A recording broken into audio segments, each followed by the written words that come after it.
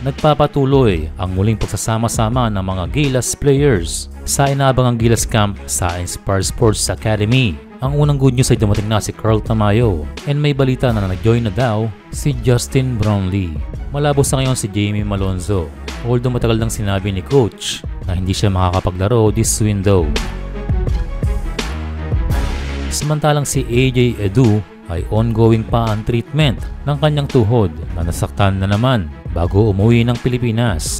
Ito naman ay isang non-contact play ang nangyari sa kanya, isang bagay talaga na kailangang tutukan dahil nga sa kanyang mga past history na nagpapadelay sa kanyang career.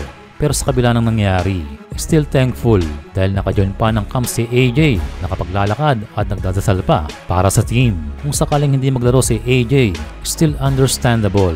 Unang-una dahil nagsisimula pa lang ang kanyang pro career sa B-League and mahirap din i-risk ang lahat. Ang mahalaga sa ngayon ay makabalik si AJ sa kanyang playing form.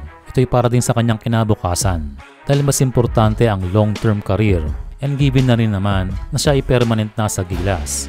Pero kung sakaling siya ay makahabol at makalaro, ay isa na yung bonus para sa atin.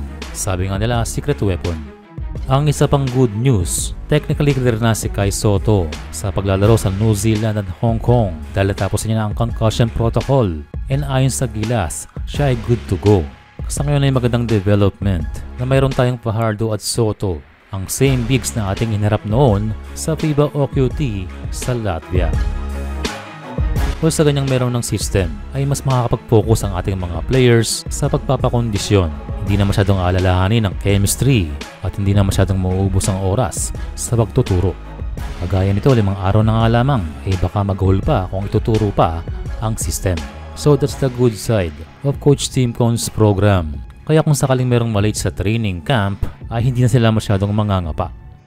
Another one ay ang pagbabalik ng main point guard ni Coach Tim Cone na si Scottie Thompson. Siya ang magiging game changer na absent noong OQT kaya solid pa rin ngayon ang backcourt ng ating Gilas Pilipinas. Ang player naman na pwedeng magkaroon ng cut sa Final 12 ay ang binatilyong si Mason Amos. Well, under guidance from Coach Tim Cone, itong si Mason na makikita na mukhang nagpokondisyon talaga. Mas maganda ang build ngayon kaysa sa mga nakaraang tournament. Well, itong si Amos ang magiging starter sa pagpasok ng mga young players dito sa ating roster.